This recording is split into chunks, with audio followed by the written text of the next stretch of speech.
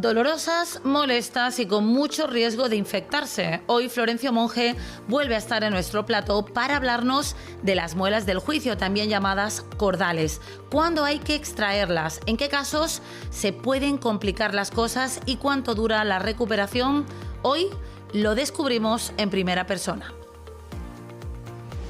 Sabemos que convivir con ellos reduce el estrés y aumenta la sociabilidad, pero también es cierto que tener una mascota en casa provoca miedos, especialmente si hay niños.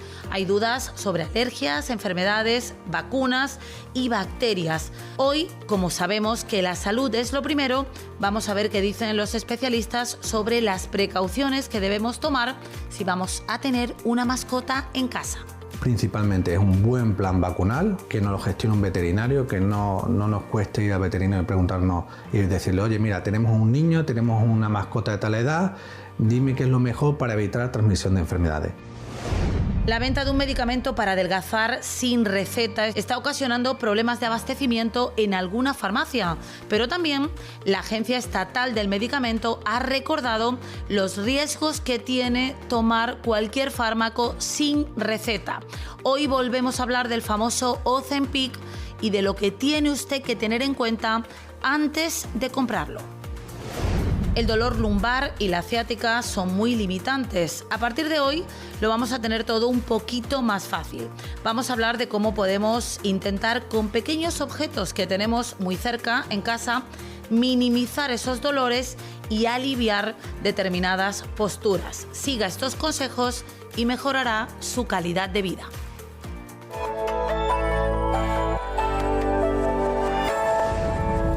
¿Esta es una muela del juicio, Florencio? Esto es una muela del juicio que está normal, pero está inclinada. Entonces, aunque la estructura de la pieza no está deteriorada, resulta que tiene una serie de problemas de espacio que hace que se acumule la placa, se inflama la encía. Eso provoca una cosa que se llama pericoronaritis y ahí empieza el lío del dolor y más dolor y más dolor. Pues de eso vamos a hablar hoy. Muy buenas tardes, ya lo están viendo. Florencio Monge vuelve a estar con nosotros porque ustedes nos lo han pedido para hablar de algo que da muchísima lata, las muelas del juicio. ¿Qué puede provocar? ¿Cuándo se recomienda la extracción? Todas las preguntas las va a contestar enseguida uno de los mejores profesionales que tenemos en Extremadura. Pero antes, mientras nos preparamos, Florencio, vamos a ver también la respuesta que da algunos de los profesionales de este equipo a preguntas que ustedes han lanzado. Por ejemplo, las verduras, ¿mejor enteras o en puré? ¿Y qué dice una pediatra sobre la enfermedad de Sever? Las verduras son mejores en puré o enteras. Las verduras, es verdad que si son enteras y sobre todo crudas, van a tener más propiedades, es decir, no han perdido todas esas minerales y vitaminas que contienen.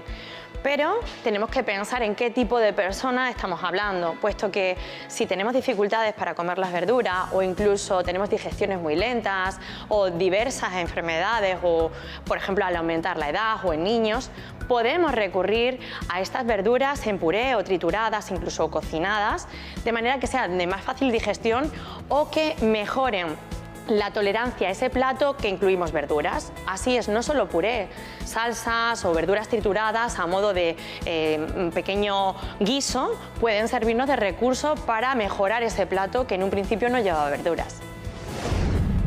He oído hablar de la enfermedad de Sever, pero no lo tengo muy claro. ¿En qué consiste? La enfermedad de Sever es el dolor en el calcáneo, ¿vale? El dolor en el pie, en la zona del talón. Es una osteonecrosis, ¿vale? del calcáneo.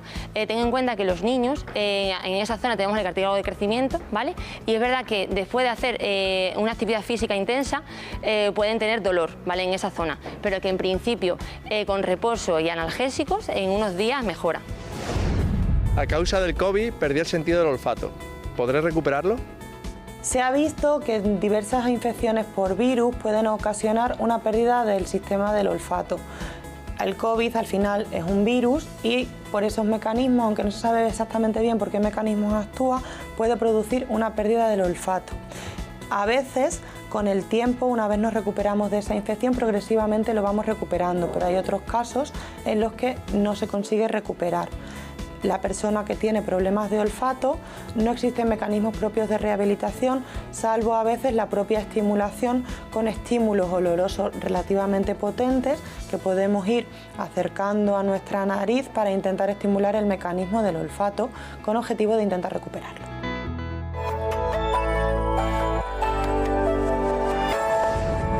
Ahora sí, espero que se hayan puesto cómodos, porque aunque no es muy agradable hablar de muelas del juicio, Florencio, sí es necesario. Sobre todo porque nos decías al principio, hay mucha desinformación.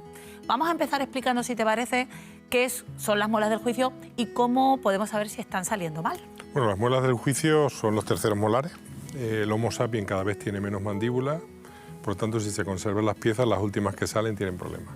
Entonces, como tienen problemas, no cabe, pues puede provocar una serie de alteraciones. La primera es el dolor. No puede salir, intenta salir, se acumula placa, dolor. La segunda es una caries en el segundo molar.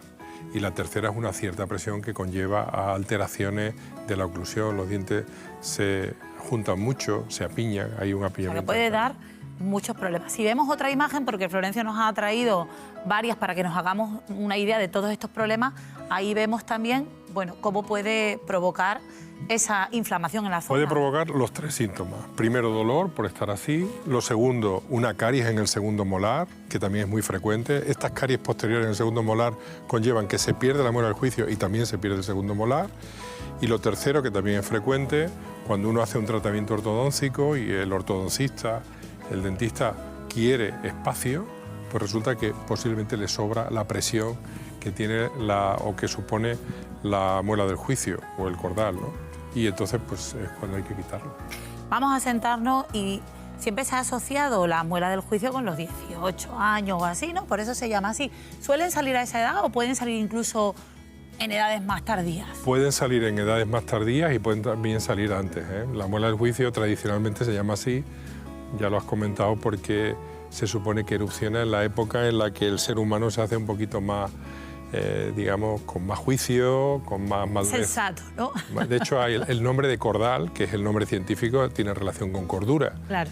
Y el otro nombre que se emplea es el tercer molar, ¿no? Entonces, este tipo de piezas nos dan una serie de problemas, evidentemente, no siempre hay que actuar contra ellas, pero evidentemente hay que seleccionar muy bien los pacientes en los que hay que hacer algún tipo de intervención quirúrgica. Pues vamos a intentar desgranar esos problemas. Has hablado de apiñamiento y problemas de espacio. Correcto. ¿La muela del juicio puede provocar eso y puede hacer necesaria la extracción? La muela del juicio puede provocar eso, pero lo que es más interesante es que si alguien quiere someterse a un tratamiento ortodóncico y el ortodoncista necesita espacio para redistribuir los dientes, obviamente el primero que se piensa es que hay que quitar el tope de atrás.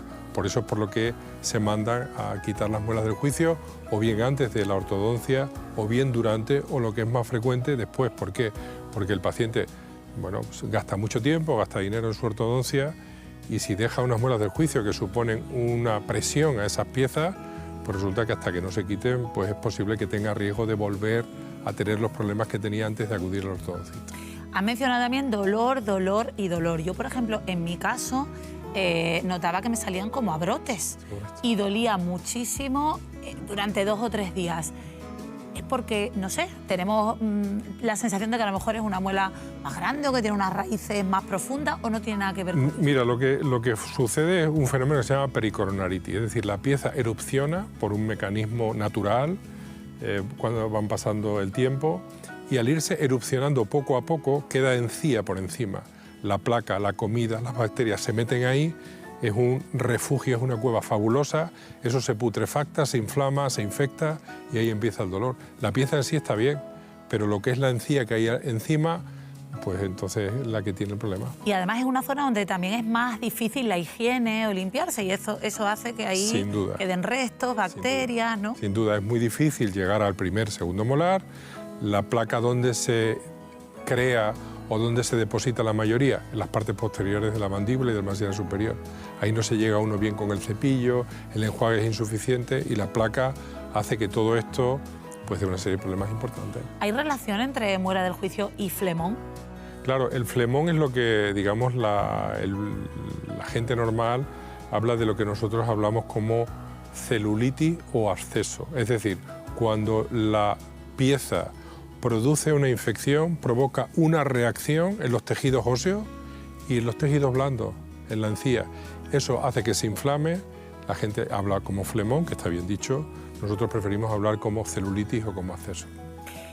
Has hablado también ya de las ortodoncias, me imagino que con el tema de las férulas de descarga, que ahora están muy de moda por el tema de bruxismo, también habrá que tener cuidado con esas muelas del juicio. Claro, hay que tener cuidado con las muelas del juicio y es muy interesante si alguien se va a poner una férula de descarga, que se quite las muelas del juicio antes. Si acaso le tiene indicación, porque si se pone la férula de descarga y sin embargo luego tiene que ponerse otra férula de descarga. Entonces es interesante que el especialista que lo vea, por su bruxismo, por su apretamiento, haga una planificación de qué es lo que hay que hacer en la boca antes de colocarle en la férula de descarga para que la férula de descarga le dure el mayor tiempo posible. Florencio, ¿por qué da tanto miedo? Porque hablamos de muelas del juicio y bueno, tú conocerás mucha gente que se ha sometido a intervenciones mucho más complicadas y cuando le hablas de quitarle la muela del juicio... Mira, a mí me fascina que hay pacientes míos que han sufrido 3 y 4 tumores con cirugía, quimioterapia, radioterapia y les pones un tratamiento de cirugía oral y maxilofacial y dicen que por ahí no pasan. Pacientes que tengo con 4 y 5 intervenciones quirúrgicas sobre el corazón, que están vivos de milagro, que tienen una cosa urgente que hacerse en la boca y no, o sea... ¿Y por qué? Bueno, es algo ancestral, es algo que entra dentro de la cultura del hombre. Da lo mismo que sean las clases sociales, da lo mismo la raza, el sitio.